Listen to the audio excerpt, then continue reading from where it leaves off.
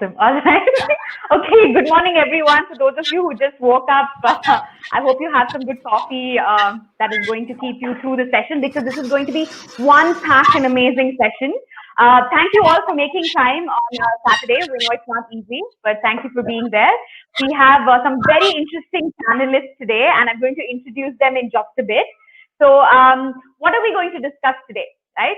So I'm going to tell you a quick example from my life. So I studied engineering, like most of you know, and in the year 2009, I was given the Best Engineering Student Award for the state of Karnataka. I went on to do everything apart from engineering. Now, the idea of the session is not to discourage or dissuade people from wanting to become engineers or wanting to become doctors, because I think we do need engineers and doctors, but we don't need only them. So today we're going to have a wonderful panel discussion on the world of opportunities beyond engineering and medicine. I'm specifically excited for this panel because for the very first time, we have the now and the future. The now are experts in the field of music and writing today. We're doing fantastically well, inspiring several young people and budding musicians and writers. And the future are teenagers who've embraced the opportunity, their passion in the space of music and writing. So here's what the typical format of the session is going to be. We're going to have each of our panelists speak for about 8 to 10 minutes, after which we're going to have a Q&A. You can feel free to send in your questions. If you're someone who's interested in writing or music, or if you have notions like how can you make money in music and writing, isn't that just like a hobby? Please ensure that you stay throughout the panel discussion. If you know people who are good at writing and music and just want to understand careers beyond engineering and medicine, ensure you send them the registration link. It's not too late. They can still sign up and watch this panel discussion and be a part of it. So are you all ready? And I guess you are. So we're going to get started with Amrita. All right, so Amrita loves writing. In fact, just now she was telling me while I was all groggy and having my coffee, she's like, I woke up and I always wake up reading a book. No wonder she writes, and she's a successful writer for television and animated series. You'd be familiar with a lot of her work. She's written for all the top channels from Nickelodeon to Discovery Kids to ETV to Amazon. I mean, name it, and she's written for them. She's basically from Mumbai, and now she's moved to Bangalore. So if any of you from Bangalore just bump into her, please be nice to her and make her feel welcome.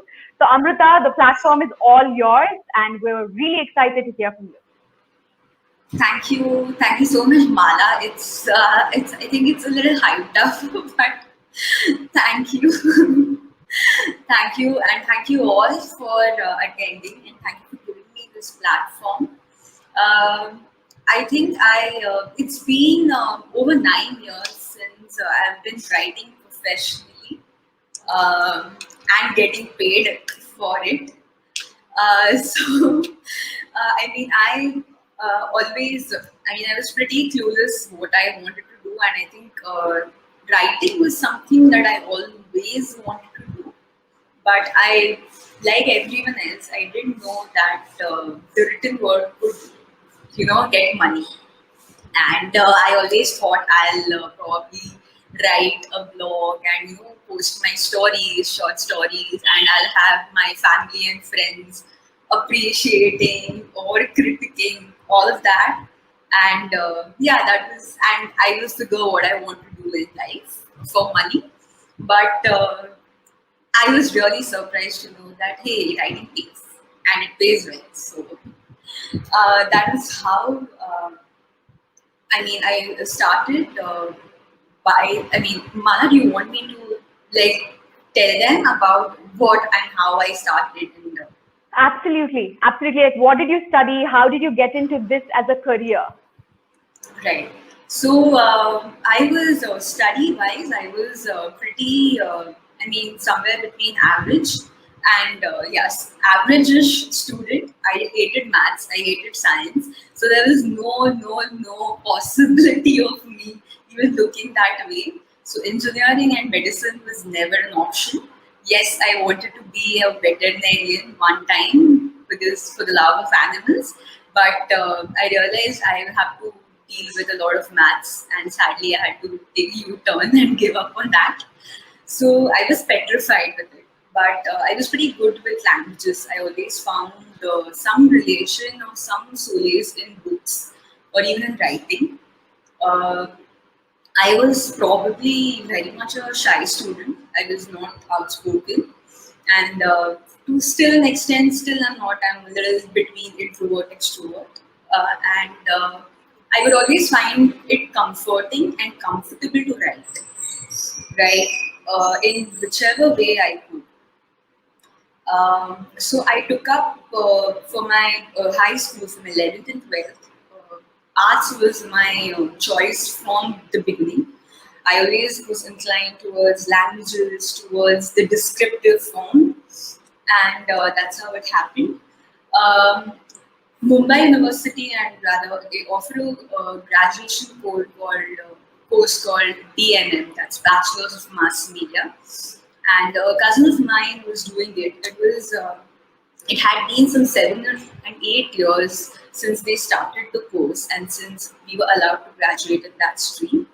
And there I completely kind of came out of my shell because that was the time when we were given a lot of scope, a huge canvas just to experiment, to to write, to make short films, to make music videos, to think a little out of the box, think about advertising, and we got a lot of open canvas to play around. It was less study, so I was really happy with that. There was less of theory, but more of practical, and that is what I really think helped me even explore or get to know what I like or what I don't like. I think by the time I graduated specializing in advertising. I realized I got to know this is not what I want to do. And again, I didn't really know what I wanted to do. So even though I specialized in advertising, I realized advertising is probably not what I want to do, but I want to explore this. I'm liking making stories and looking at something is taking shape of it. I started doing that. So I enrolled in a post graduation course, and here I found my mentor, and he was a writer. He's a writer for television, and I would share my ideas and I would share a few stories with him. And that's when he told, have you thought of writing for the screen? Have you thought of screenwriting? And that was when I asked him the question. You mean? I mean, yes, I write, but are you going to pay me? I mean, this would help me make money. He's like, yeah, and that's when for the first time in my life I realized, okay, I can write as well as make it my living, and that's how it was more of the profession or the writing finding me rather than me trying to go look for it. So as soon as I was done with my post graduation, I started writing with him as his assistant, as his associate writer. And with him, I started my journey of writing for the screen, the television shows. So I wrote with him, and I developed a few shows, like ideas with him, and I was with him for some 2 years. And I thought, oh, this is great. He's getting shows, he's writing whatever shows I'm writing with him, and I started to write, sitting from my comforts of my desk, my home, and life is all sorted. I'm getting paid. And then he tells me that no, it's not easy. It's like you need to go out there in the world and make your identity as a writer. You cannot sit you cannot just be writing with someone. You have to go out and write your ideas, your stories. You have to figure out what you like, what you want to do, what you don't want to do. And that's how he actually gave me the example. If I don't take out the support, you will never be able to swim. So that's how I started writing on my own, and that was one of the most exciting phases. Sad, happy, sad, all kind of phases. because I started learning what I actually like, what I actually want to write, what I'm good at. And writing is all about exploring yourself and knowing what you can do. And it's a surprise, it can totally surprise you.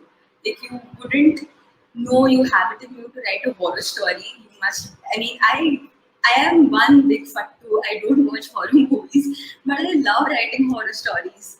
So, it's extremely surprising. It's very exciting. You don't know where the story will lead you. And there'll be times when story as in it's just falling. You almost feel you're watching the story in front of you, watching the entire film and you're just typing it out. And at times you will just be extremely surprised. Okay, where did this come from? So it's a lot of exploration, it's a lot of experiment, it's a lot of things working out, things not working out. It's a lot of practice, I would say, and it's a lot of getting to know what you want to do because I think every person has innate style, and you might get to know about, you might discover your style right in before you start on your journey or through your journey. And yes, so I'm still exploring. I think for me, and I think every person, I mean, for me, the kids genre, writing stories for children, writing for animation, I'm a big cartoon buff. I mean, I spend most of my vacations watching Cartoon Network even as a child, and it was no surprise to me. I mean, it really spoke to me. So for me to discover opportunities or to go knocking on the doors, it took time. It took me 7 years to discover that, you know what, I can write for animation too. But I am happy that I discovered that door, it opened up. And now I'm writing since the last 3-4 years. I've been writing cartoon shows and I've been really happy just because I've been writing cartoon shows, something that I love doing. So, yes. That's wonderful, Amrita. I mean, I think we discover more of who we are when we just, take the plunge and try out different things, which is typically what happened with you. So if you can quickly tell us, how can a teenager or a grade 10 or a grade 12 student work towards screenwriting? What are the opportunities that are available today? So I would suggest, as in again, till the time you're still in school or till the time, just experiment and write and watch. So again, screenwriting is very much of a craft. Uh, first you need to first write your stories. First, in any form, just write your story. Uh, and screenwriting, of course, it's a fixed format. Again, there are different forms of screens. Now you have web series, you have films, you have theater, you have television shows, you have short films, you have those 3-minute videos. So all these are different formats. So first, I think anybody who is really inclined towards writing is first just write your story. What talks to you? What kind of a story is coming through you, and what you want to write? And then you'll be surprised. It could probably take a form of 3 minutes video, or it could run into some seasons. You never know. But I would suggest start writing without first thinking that you're writing for one particular format. And screenwriting again, can be learned. Yes, it's a craft. You can actually explore, how you can fit this part of the story in a scene, how you can see it translate on screen in front of you. That can be developed. It's a long process. It can be developed. But first, just get writing. Writing, writing story in writing is important. Super, super. Now, I think because of the pandemic, we all understand the importance of Netflix, Amazon Prime, and all of that in our life. So, so what do you think? Like, is there like a lot of requirement for web series, animated series, television shows, and how does one go about it? Absolutely, there's a lot of. I mean, come on, 10 years ago, honestly, we did not really have Netflix, hadn't come to India. The way we are consuming content on Netflix, 10 years it wasn't there in India. And we don't know what's going to happen in 10 years. We'll be just watching it at the top of our palms for that matter, not just on laptop. So there's a huge demand for stories, and be it any person of any age, of any gender, of any background, we always love stories. And be it reading, be it watching, be it listening, we always love stories. And there are so many different genres in those stories. So you can imagine, and different formats also. There are people who are watching on television, there are people like us who are watching on laptops, on mobile phones. In the interiors of India, people are actually watching things on their mobile phones and not even on television anymore. So you have a different formats, different mediums, platforms, different genres to connect with your audience. And there are obviously, so it's like a whole lot of opportunities for writing, for telling stories, for making those stories. So I think it's like and now I think we are in a very lucky time, I would say. Initially we didn't know how to approach, when to approach, what to do, what not to do. But people are so approachable now. There's so many ways you can connect to somebody, or you can uh, learn. Also, you can learn. I mean, so many ways. You can just sit at home, like enroll to some online course and learn. I mean, now that accessibility is so much that there are many opportunities for sure. Right. And yeah, bright future and like for sure. Okay, wonderful. So moral of the story is take the plunge. If you love stories, if you love writing, just take the plunge, and there are a dime a dozen ways for you to make your dreams come true. Experiment, write and experiment. Wonderful. Those are like Wonderful. the things. Okay. Thank you, Amrita. We'll come back to you in just a bit. So we're going to now that we've spoken about the now, the expert from a field of writing, we'd like to move to the future. So I'd love to hear from Vishwesh. Vishwesh wrote his first novel when he was 13. When he was 13, he published his first novel. I remember, actually he didn't know me then. I remember going to his book launch, and he was using all these big words, and I was so intimidated, and I was like, oh my God, I really need to up my game. Anyway, it was so amazing to hear you speak and of course read your book. He's written the book Shadows of the Northlands, and I think you have more coming, right, Vishwesh? And he also runs an online entrepreneurial writing venture called Inklings. He's going to talk about that in just a bit. So Vishwesh, we want to hear from you on how did you discover your passion? How did you seize the opportunity? This is for other parents and teenagers so that they can embrace their passion and opportunities that come their way. So the platform's all yours, Vishwesh. Hi, Mala. Good to see you again. It's been a while. Yes. Yeah, totally. So, good afternoon, everyone. My name is Vishwesh. I'm a 19-year-old from Ahmedabad, India. I am a freshman at the University of Pennsylvania right now, and I'm studying biology and English mainly. So when it comes to my journey of discovering my passion, there's really not much to say there because my mom started reading out to me from picture books when I was like 3.5 months old. So I could not understand a word of what she was saying, but she used to read out to me, and my mamas used to laugh at her and call her Gandhi, but it worked. And I am absolutely besotted with reading. In fact, my mom has a picture of me reading at an Arijit Singh concert. So I think that is a testament to how far away I can get with it. So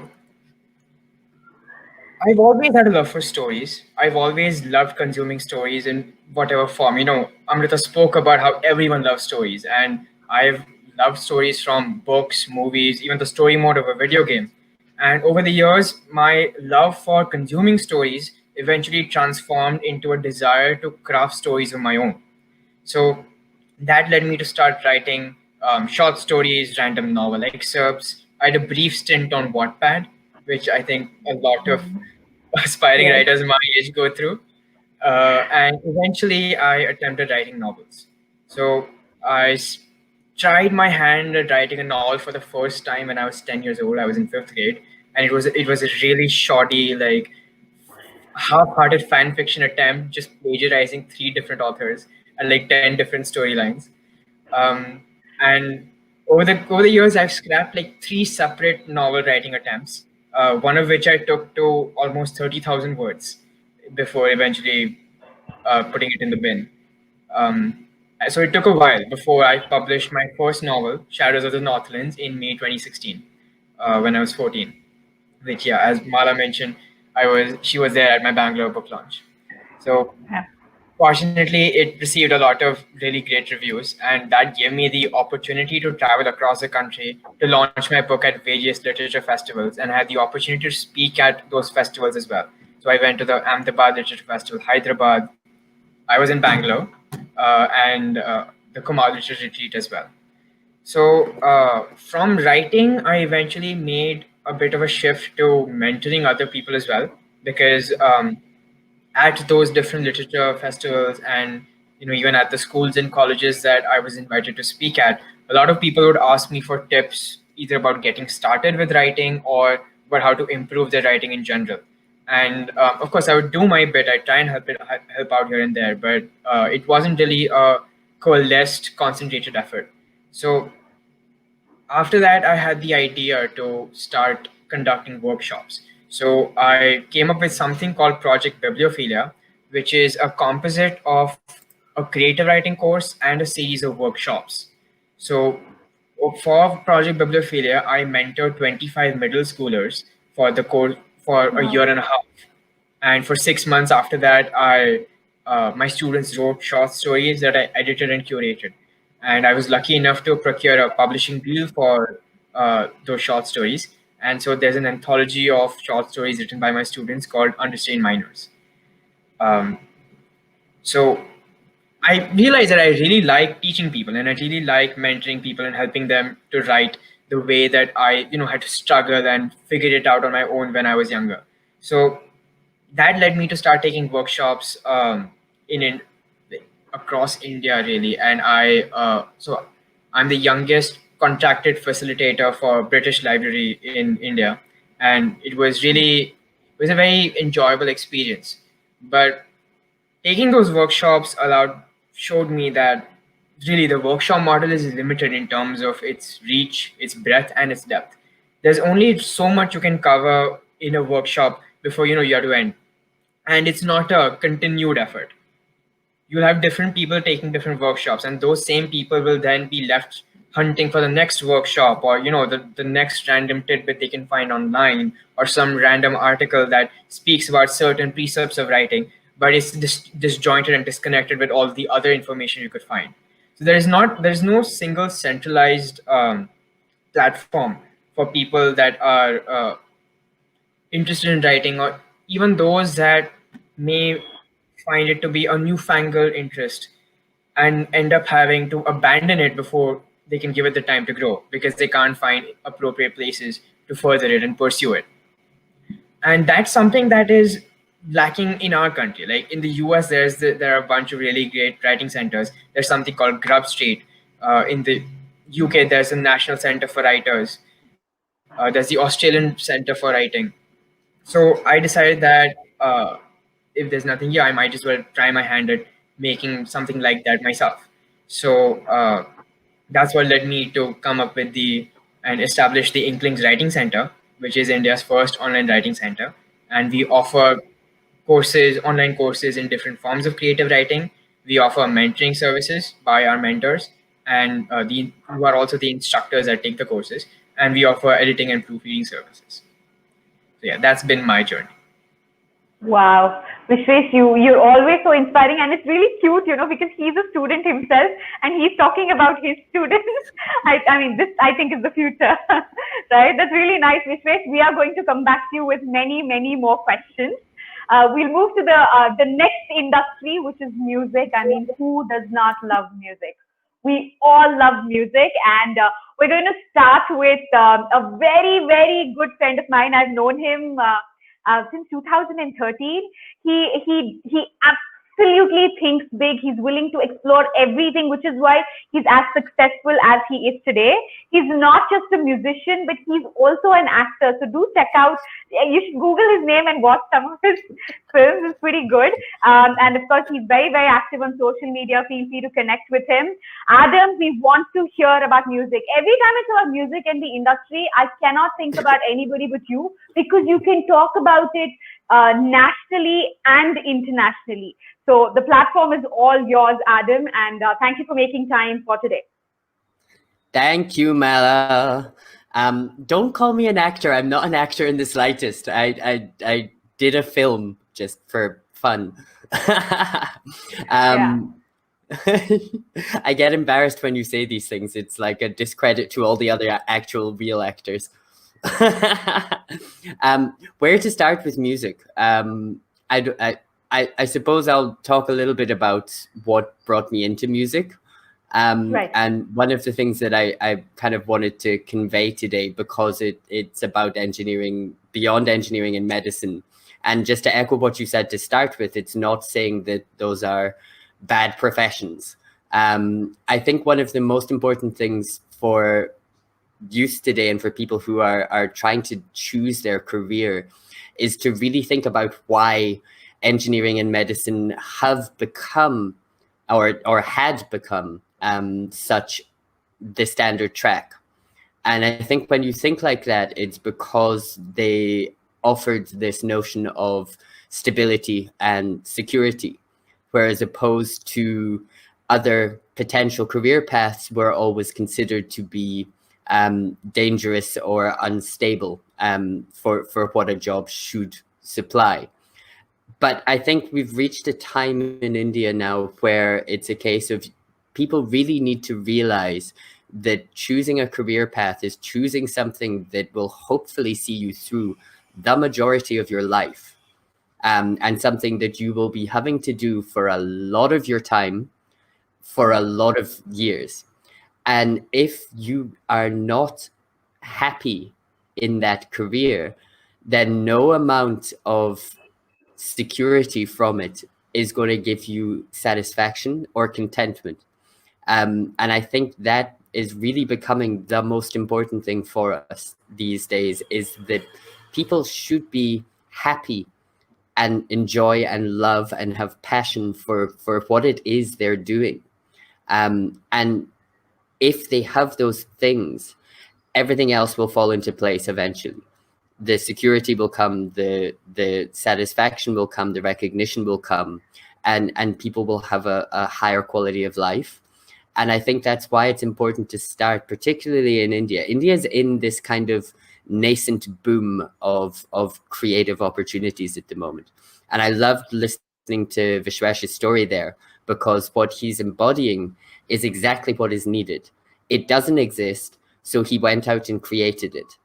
And India has so much space for people to do that just now, because the platforms are there, the people are there, the intelligence and the need is there. And it's exactly the same within music. There is such a huge space within the country to create what is needed. And for the people who have that desire and passion to follow a creative arts pathway, this is exactly the time to really just be like, yeah, I want to do this. I'm going to do this. I currently will spend 80, 90 hours a week working, but it never feels like work. So I never think I'm working. And other people ask me, it's just like, why are you working 24/7? It's like, I'm not, I'm living 24/7. And it's just that I get paid for doing some of that. And I do a lot of the rest of that just because that's me. That's my life. Differently from Amruta, I didn't start off entirely on a musical track. I've always done music. My mother's a pianist. I've been playing piano since I could move. But through school, my main subjects were maths, chemistry, physics, computing, really, really science-based. And I still remember at the time when I was choosing my degrees, I think we had 6 options that we were allowed to put down. 4 of those courses were pure computer science courses that I chose, and 2 of them were computer science and music combined bachelors for undergraduate. And I think this is another thing which India is just beginning to catch on, is this plurality and hybridizing of courses. So not just studying one area. Again, Vishwesh was saying that he's on essentially a dual major course there. And so I chose a combined music and computing course because I was too young to make a decision really on what I wanted to do, and they were my 2 loves. And it took 1 year of degree study to ditch the computing and study music fully. So I did switch eventually. And then spent near enough 10 years in higher education studying music. And that was a really, really important time for broadening the skills. One of the things I find, again, so often with young people in India is they have such this drive and desire to master their subjects that they try to specialize in it immediately. And thinking back now to when I was 16, 17, 18, I didn't have a clue what I was wanting to do in 20 years' time. So how on earth could I have specialized in?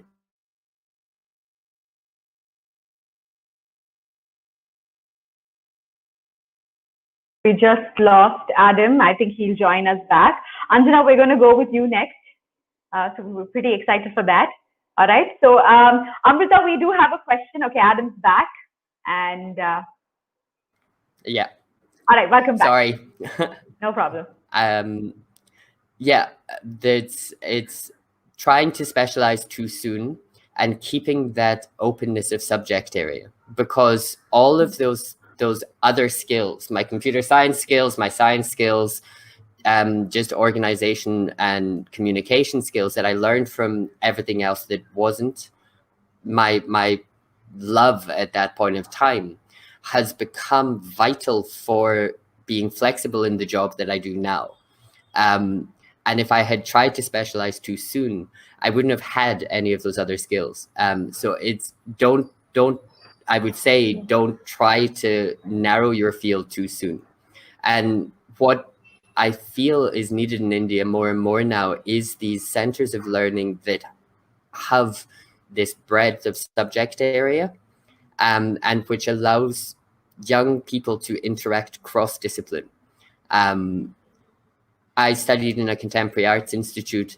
I was frequently interacting with visual artists, with theater artists, with dancers, with architects. The architecture area, architect and design, was part of the Creative Arts Institute. So you had people from a more technical background coming in. And then beyond that, interacting with the social scientists, interacting with the marketing and management school, so that you begin to understand what's going on and build those connections. And the skills I think that are needed more and more now are not discipline specific. They are creativity and imagination. You can get knowledge now. You can look it up. If you need to have a technical piece of knowledge, you can Google it. You can get it on your phone. It's there. If not, there'll be a YouTube video telling you how to do it. But how to use that knowledge and how to create and connect bits of knowledge together requires imagination and creativity. And those are the skills that people should be looking at. So if you want to be an engineer, be a creative engineer. If you want to be in medicine, be an imaginative doctor. And you can only get those skills if you have love and passion of your subject area. I was lucky to sit on an international jury this week with 13 other huge names from around the world. And that was including product designers and musicians and actors, and all of them were imaginative and creative, and that had led them to the top of their field. So I know I'm kind of curveballed away from music directly, but music in itself, in terms of studying, it does require the time, it does require the effort. it will allow those who have that passion for it to explore not just the performance world, but a whole series of other areas. And it can and will lead to a very fulfilling and satisfying life and career. It's entirely possible, and within India now is the time to be doing it. Right, right. So I think the most common question that parents would have is, I'm not connected to the film industry. My child wants to make a career in music, and music means playback singing. So, how I think, my child will have to struggle. How will they make money? So what are the career options that are there in music, Adam? Not just performance, but, related to music. Yeah. Again, first and foremost, the career opportunity is the capability to create your career. So you find the hole and you make it and you fill it. So whether that is in composition, and whether that's writing for games, writing for ads, writing for Netflix series, writing for films, they're all different types of compositional side that's there and creative side that's there. Arts organization, I have a thing about arts curatorship, which I always hammer home when I'm doing these things. People need access to good arts, and to create good arts and to create platforms for good arts, that takes artists to organize it. So organizing writing workshops, organizing events and platforms that require curating, be that online or be that in person, that is an entire job role in itself, and one that is very lacking. Right. Teaching is there. A lot of musicians will teach, and it does take a certain personality type to want to teach. But once you're hooked on that, that's it. You're hooked for life. And there are always people who are wanting to learn music. And it's very fulfilling on that side. And the teaching jobs within music, they will provide you a more than stable life salary.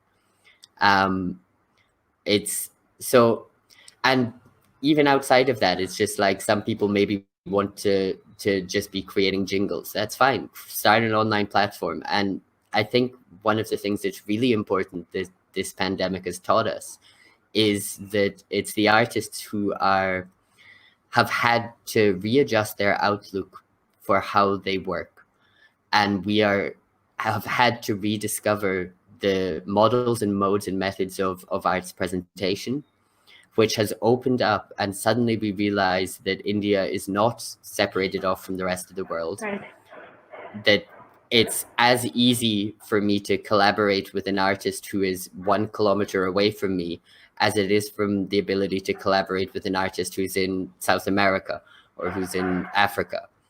And there is a story and a voice that needs to be heard on the international platform from this country. And now it's very, very possible to do that.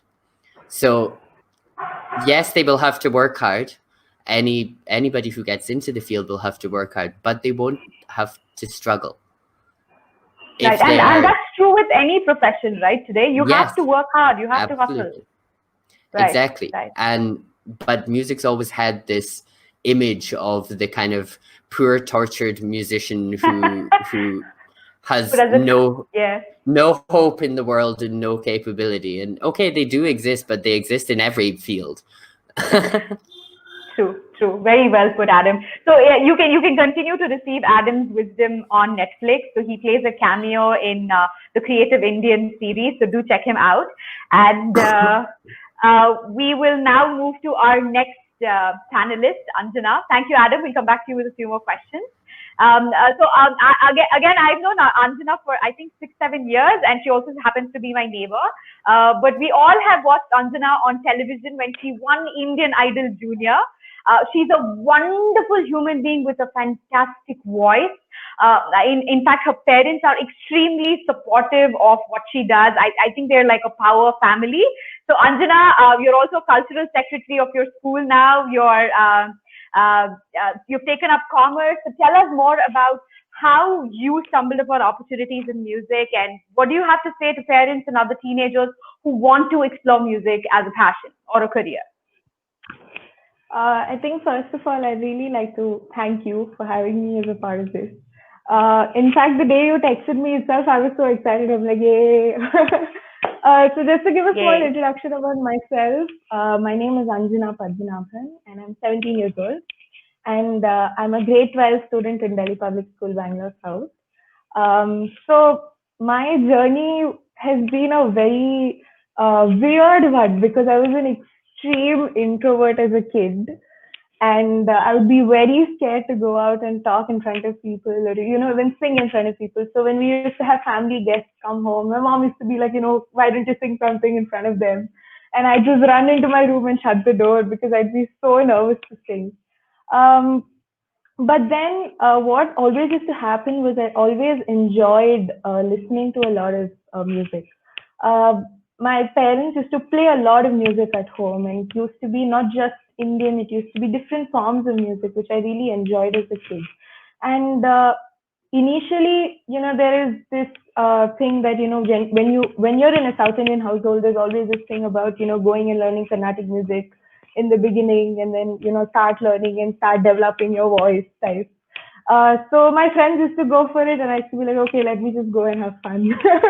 So that used to be the main thing. But then later, my mom really saw me singing, and she thought probably I should get a chance and get an opportunity. So she sent a recording of mine to a Tamil reality show which is called Super Singer Junior 3, in which I just focused round after round. I didn't really focus about the main result of the end result of winning the show or anything like that. It was just round after round singing and practicing the song that I was going to sing in the next round. So that show happened, and it went for about a year, and I was really tired, and I was like, I'm not going to be doing any reality shows after this. I wanted to come back home and just enjoy childhood, and because I was 8 years old when I took part in Super Singer, so I just wanted to go around jumping around and playing. But then after that, my school actually gave my name to Idol, and I didn't know, but they just gave it because they knew I sing. And then after that, I really couldn't say no because they gave, and then I went into it. And then it just happened that I happened to win the show. I didn't really expect that I'd win. I'd gone there with the hope that I'd probably learn something new. Because obviously, when you're suddenly in a Tamil show and then you go to a national show, there's always going to be a difference between what you're going to be learning in both the shows. The teachers there, the way the entire setup works there is a little different. So I'd wanted to know how different it is, what skills can I learn, etc. So after Idol really happened, my main aim was to come back and learn music, because more than me going out there and starting to uh, perform and stuff, my main aim was to actually master my skill a little more, because I still felt that I was very raw. I hadn't learned properly till then. So I thought the first thing I would do is come back to Bangalore and go to a guru and learn. That was the main thing for me. So the last 6 to 7 years I've been doing that. Since Idol, I've been with a few gurus of mine. I've been learning Hindustani music, Carnatic music. For a brief while, actually, I also learned Western classical music, which really, I kind of got attracted towards it because I didn't know. It was completely new for me. And then suddenly going there and, being a part of these sessions really, really, inspired me to take this. But now that I'm in a stage where I probably have to be choosing between what I want to do and what is the career that I have to take and things like that. So I always prioritize my music first. I always believe that music can be a career, like how Adam really said that, yes, it is risky, but then if you're going to be enjoying what you love to do on a daily basis, I think that's going to give you so much more happiness than going and doing a probably an 8 to 6 job and get money if you're not interested in that. I'm saying. So I think it's really important that all of us really take up things that we love to do. So after Idol, I did a few things so I also realized that music can be used to help the society also. So I went to this college called KLE, which is in Hubli and Dharwad, where I sang for patients in hospitals, and just to see them, happy, just to see them curing from it felt really good. And and then there was this very exciting project that happened with a US team. They came up with building toilets in Karnataka because in government schools we don't have toilets for girl children.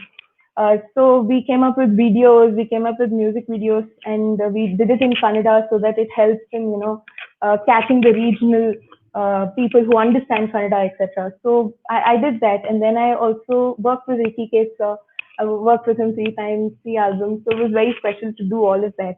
But I think the main thing that I started doing in the last 2 3 years has been, approaching and getting to know people, and also taking up and learning as much as I can.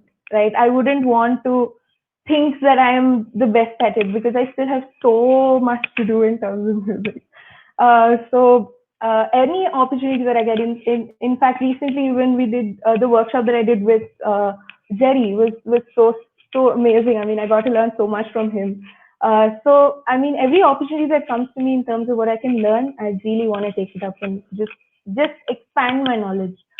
Um, so yeah, so coming to like the entire risk factor, I think my parents always told me that you can balance education with it, and I'm not doing education because I have been told by my parents to do it. I'm doing it because I also like doing it. And if you like something, I think it's important to just go for it and not stop and just go there and just give you a shot. And I'm trying to give a very honest attempt and just hoping that I'd be able to achieve and probably achieve my dreams. So just giving a few wings to my dreams. So that's basically how it is. And yes, this is the story of how it all got here. Wonderful, wonderful, Anjana. So you have to tell us what plans next now that you're going to be done with grade 12 commerce. That's what you've taken. Yes. So what next? Are you going to study music? What is it? I'm still very, very confused as to what I'm going to be doing. But I think for sure, I know for a fact that I'm going to prioritize my music, definitely. Most of my time is going to be on music.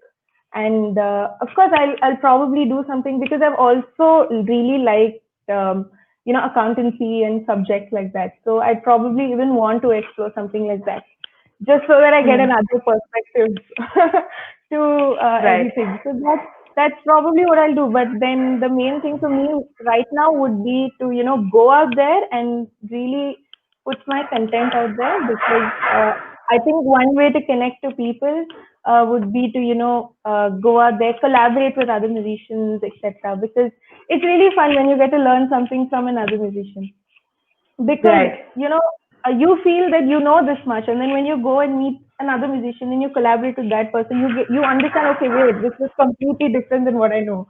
So you get to know so much from the other person. So that is something that I've always wanted to do, always loved to do.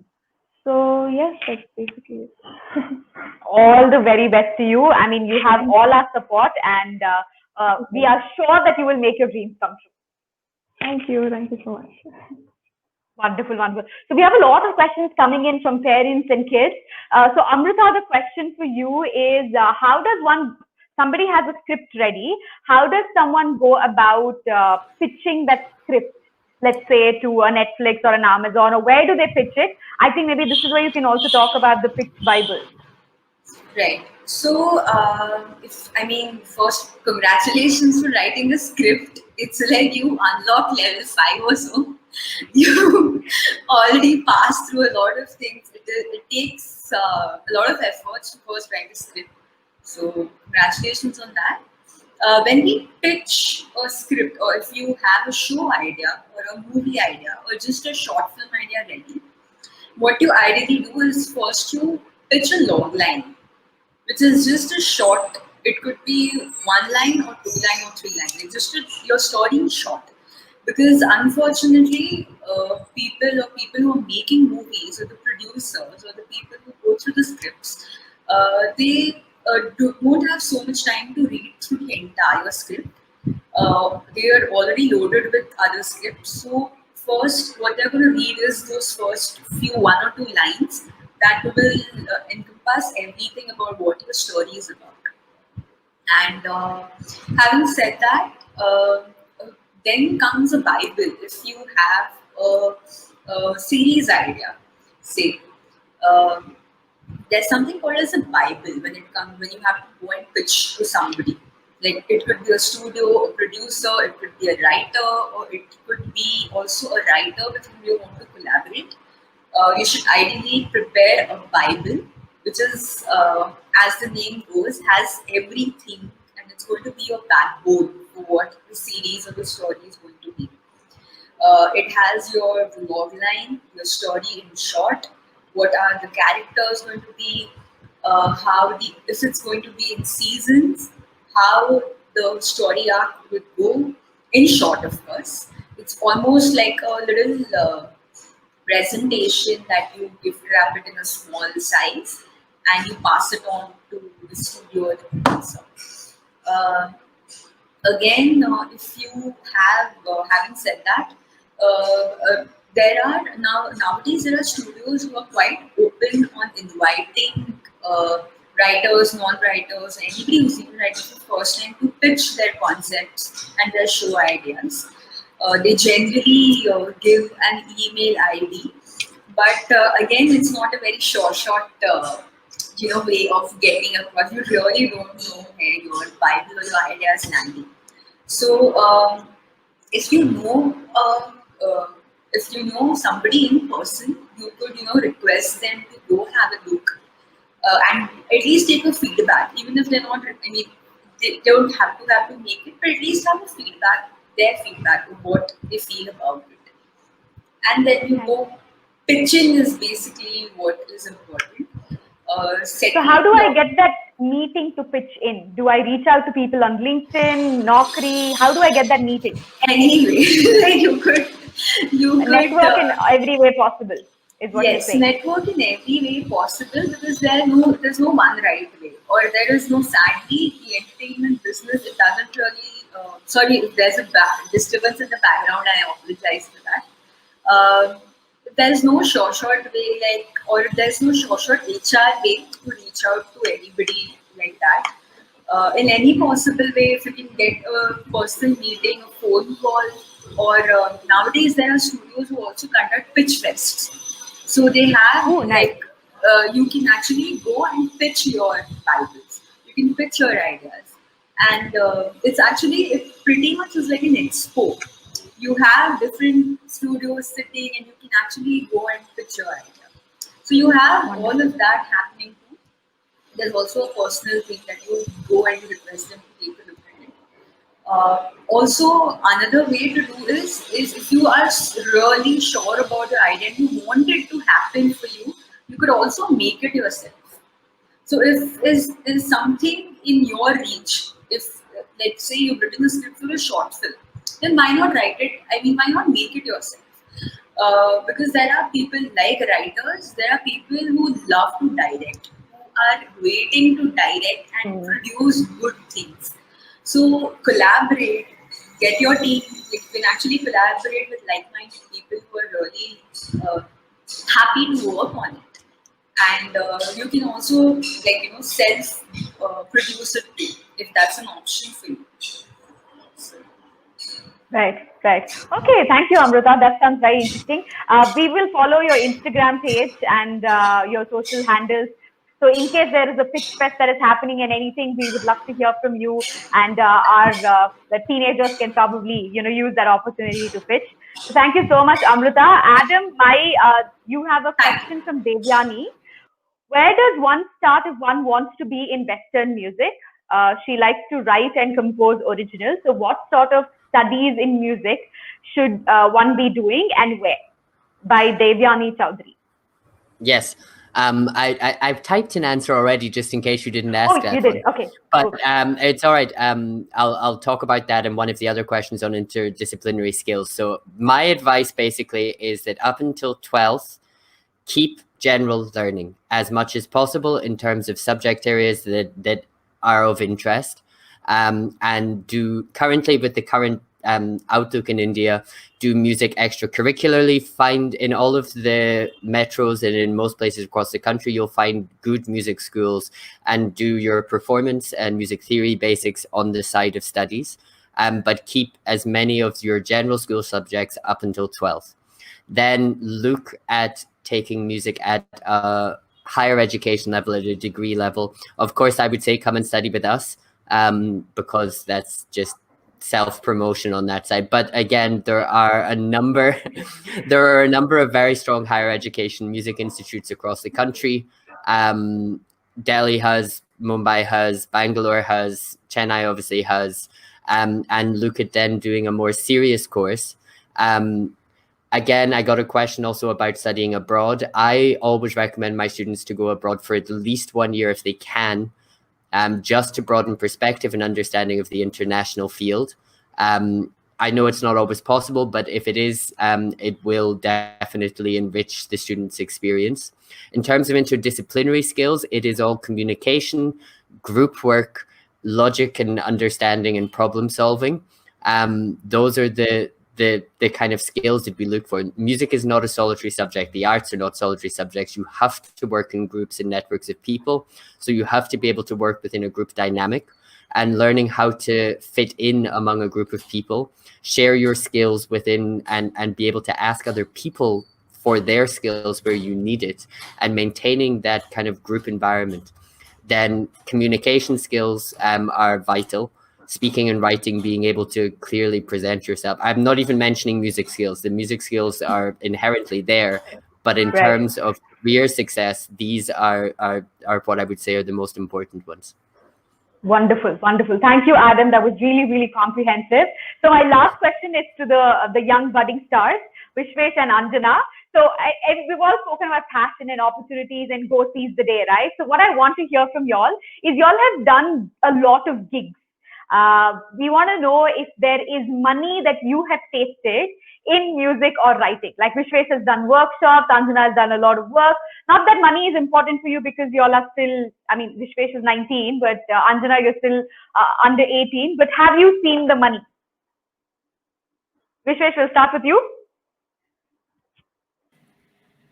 Yeah, so obviously workshops are a good starter off, but later on you also get projects.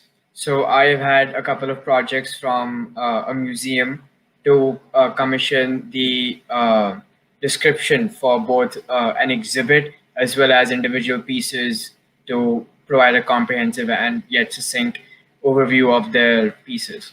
So you get different projects, you get different gigs in terms of, at least for me, a lot of my monetary income from writing is through Inklings. So we have our writing courses, we have our mentoring sessions, the editing and proofreading projects that are now funneled through the institution I have set up. So that has really like fast tracked a lot of the earning opportunities, because it's like brought a lot of attention, so to speak. Right. But before that, mostly my gigs were in terms of workshops and teaching. Fantastic. Very nice. Very nice. The royalties from the book, but then that is different. That Right. is That's a different ball game. We have to have another panel for that. Okay, thank you, Vishwesh. Thank you. Anjana, we'd like to hear from you because you've done a lot of work. Yeah, so I think when Idol itself happens, reality shows has a lot of sponsors and things like that. So that was, of course, there. But then I think it didn't really, as you said, right, it doesn't really matter right now for us to like actually make money, because it's more about me learning different skills and trying to expand my knowledge as much as I can, more than, the monetary aspect of it. So yes, there are gigs and there are shows, there are concerts, and then there are recordings for which you do background scoring, or you do for movies, or you sing playback. So there are things like that where there is, but then I think that department is completely with my parents, so there's nothing to do with me. So my only thing is to concentrate on my skills, my education, both. So that's the main thing right now. Fantastic. You are a perennial learner. So, I mean, which I think is extremely important. And that's a clear mark of how passionate you are. Thank you, Anjana. Thank you, everyone, for your input. I'm not kidding you. I know it was very last minute and you all just jumped in. And I know all of you are extremely busy individuals. So for everybody who's watched this, this is our takeaway. Follow your passion. Be ready to explore so you can discover what you're capable of. Okay. Keep practicing every day. Invest in skill sets. And finally, explore beyond your comfort zone, not just in Bangalore, not just in India, but go out there, network with as many people as possible. And the moral of the story, yes, there is a world of opportunities beyond engineering and medicine, and it's waiting for you to seize it. So I think we have a lot to marinate on over the weekend. Thank you, Adam, Amrita, Anjana, and Vishwesh. I hope you have a fantastic weekend and a wonderful life ahead. Thank you all and have a great time. Bye-bye. Thank you. Bye. Bye. Bye. Thank you. See you. Bye.